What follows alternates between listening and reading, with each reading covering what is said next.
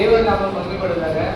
ஆண்டவர் வந்து எங்கள் இடத்துல எங்கள் சாட்சியாக வச்சுருக்காங்க. அதுக்காக நான் ஃபஸ்ட்டு நன்றி சொல்கிறேன். அதாவது பார்த்தீங்கன்னா 2025 இந்த எண்டில் இந்த ஸ்டார்டிங்லேருந்து 2026 ஸ்டார்ட் ஆகுது. இது வரைக்கும் பார்த்தீங்கன்னா லைஃப்பில் எனக்கு ஏசப்பா நிறைய நன்மைகள் செஞ்சுருக்காங்க. நான் வந்து நிறைய கமிட்மெண்ட்டில் கஷ்டத்தில் இருந்தாலும் 2025 ஸ்டார்டிங் ஜனவரி 20 அப்போ வந்து எனக்கு தேவனுடைய கிருபைனால எனக்கு என்னோட ஒய்ஃபும் மேரேஜ் ஆகுது. அதுக்காக நான் தேவனுக்கு நன்றி சொல்கிறேன். அது மட்டும் இல்லாமல் இந்த மேரேஜுக்கு வந்து ஜெபித்த சபையில் இருக்கிறவங்க எல்லாருக்கும் நன்றி சொல்கிறேன். அது மட்டும் இல்லாமல் சபையில் வந்திருக்க எல்லாருக்காக நான் நன்றி சொல்கிறேன். அந்த மேரேஜில் என்னென்னா, மேரேஜில் இப்போ எல்லாருக்கும் ஒரு டென்ஷன் இருக்கும். என்னடா மேரேஜ் நம்மளே நம்மளே எல்லாமே பார்த்துக்கணும், எல்லாரும் வரல கவனிக்கணுன்ற மாதிரி எல்லாருக்கும் ஒரு டென்ஷன் இருக்கும். அதே மாதிரி டென்ஷன் எனக்கு இருக்குது. அந்த டென்ஷன் கொடுத்தது என்னென்னா, 550 பேருக்கு தான் வந்து நாங்கள் சாப்பாடு வந்து வர மாதிரி பிளான் பண்ணியிருந்தோம். ஆனால் பார்த்தீங்கன்னா லாஸ்ட் டைமில் ஒரு 100 பேர் வந்து எக்ஸ்ட்ரா வர மாதிரி நம்ம மாமியார் வீட்டு சைடு வந்து சொல்லிட்டாங்க.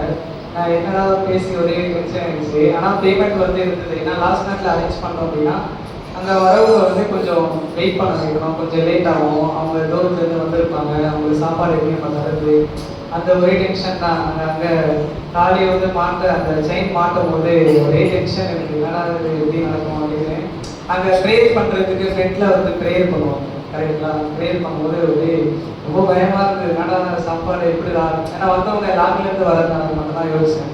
வச்சுட்டேப்பா வந்தவங்க சாப்பாடு எல்லாமே இருக்கக்கூடாது, எல்லாருமே சாப்பிட்டு திருப்தியாக போயிருச்சுப்பா, வந்தவங்க யாருக்கும் குறைவு இல்லாமல் இருக்கணும்னா ஆல்ரெடி மெசேஜ் கூட இருக்கு. அந்த காணாம ஒரு தலைவத்தில் லாஜரஸ் வந்து குறையாமல் பேசப்பா பார்த்துருக்காங்க.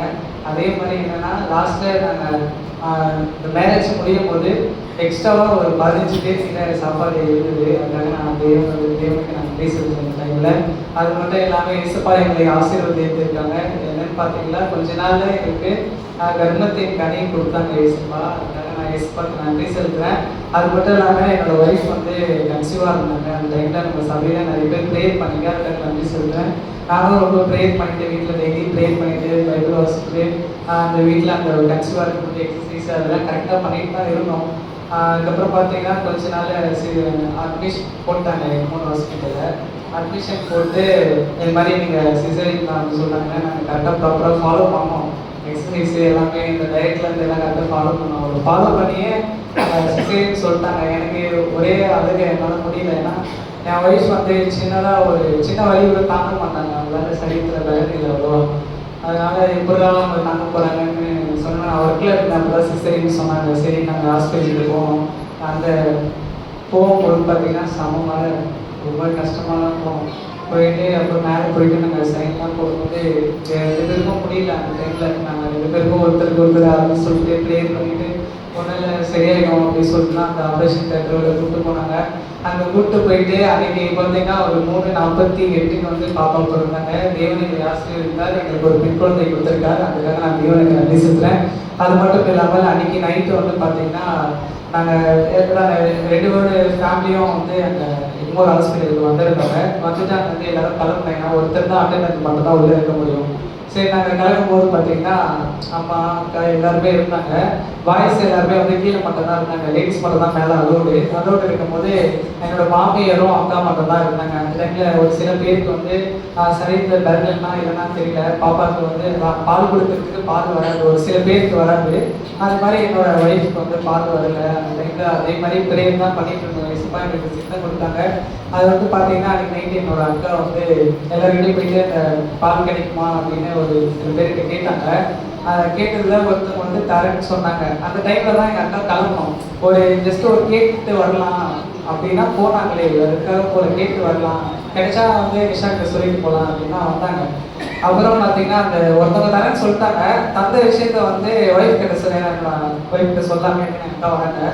வந்து கேட்குறாங்க இந்த மாதிரி வந்து பால் வந்து கொடுக்குறாமன்னு சொல்ல வரணும் தான். லைஃப்பில் எனக்கு ஃபிக்ஸ் வந்தது கிடையாது, அதை நான் பார்த்ததும் கிடையாது. அவங்க அக்காவுக்கு ஃபோன் பண்ணி இந்த மாதிரி விஷயம் ஏதோ ஆயிடுச்சா அப்படின்னு சொல்லிட்டு பயங்கரமாக அழுதாங்க. என்னால் முடியல. எனக்கு என்னோட மனநிலையை வச்சு பாருங்கள். எனக்கு ஒன்றுமே புரியல. நான் கீழே இருந்து நான் சாப்பாட்டில் இருந்த கை கூட கழுவ மாதிரி கிடக்கு மேலே போகிறேன். என்னை தடுக்கிறாங்க. கீழே வந்து பாய்ஸ் அளவு கிடையாது. அதனால் அவங்க தட்டி விட்டு மேலே செகண்ட் ஃப்ளோர் போய் கட்டுன்னு என்னாச்சுன்னா அக்கா கையில் பாப்பா பிடிச்சிட்டு செம்மையாக அழுகுறாங்க. என்னால் புரியல என்னாச்சு காரணம் சமாதானப்படுத்துகிறேன். இல்லைடா நிஷாக்கு இந்த மாதிரின்னு சொல்லும்போது எனக்கு என்ன எப்படி ஹேண்டில் பண்ணுறதே தெரியல என்னால். அதுக்கப்புறம் பார்த்தா ரிஷாக்கு வந்து ஃபிக்ஸ் வந்துருக்குது. அதுக்கப்புறம் அவங்க ஐசியூவில் கூப்பிட்டு போனாங்க.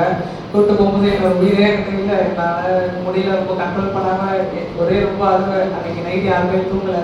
உள்ளே போய் என்ன நடக்குமோன்னு தெரியல. நாங்கள் ப்ரேயர் பண்ணிகிட்டே இருப்போம், எசப்பா எதுவுமே ஆகக்கூடாது, நீங்கள் கொடுத்துருக்கீங்க எசப்பா, உங்கள் மூலிமா இந்த மேரேஜ் நடந்தது, நீங்கள் உங்கள் மூலிமா பாப்பா வந்தது, எசப்பா நீங்கள் எதுவுமே ஆகக்கூடாதுன்னு நாங்கள் ரொம்ப ப்ரேயர் பண்ணுறோம். அதுக்கேற்ற மாதிரி ஒன்றுமே ஆகலை. சரி பண்ணிட்டாங்க, இன்ஜெக்ஷன் போட்டு அச்சப்பி சரி பண்ணிட்டாங்க. ஏசப்பா வந்து என்னோட அக்கையை வந்து ஒரு கருவியாக பயன்படுத்திருக்கலாம், இல்லை ஏசப்பா அந்த டைமில் பயன்படுத்திருக்காங்க அக்காவை. அக்கா மட்டும் இல்லை நான் கிளம்புறேன் வீட்டுக்கு போகிறேன் அப்படின்னு வந்து சொல்லியிருந்தாங்கன்னா, ஒரு 10 நிமிஷம் லேட்டாக இருந்தாங்கன்னா என் ஒய்ஃப் என்ன இருப்பாங்கன்னு தெரில, என் கூட இருப்பாங்கன்னு தெரில, ரொம்ப கஷ்டமாக இருந்துச்சு.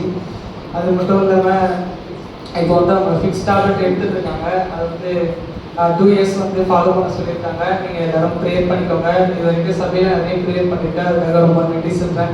ஏசப்பா இந்த 2025 நிறைய நன்மைகள் செஞ்சுருக்காங்க, அதுக்காக நான் தேவனுக்கு நன்றி சொல்கிறேன். தேவனுடைய நாம மகிமைப்படுவதாக தேவன் தமிழ் சிறுசாட்சி ஆசீர்வதிப்பாங்க.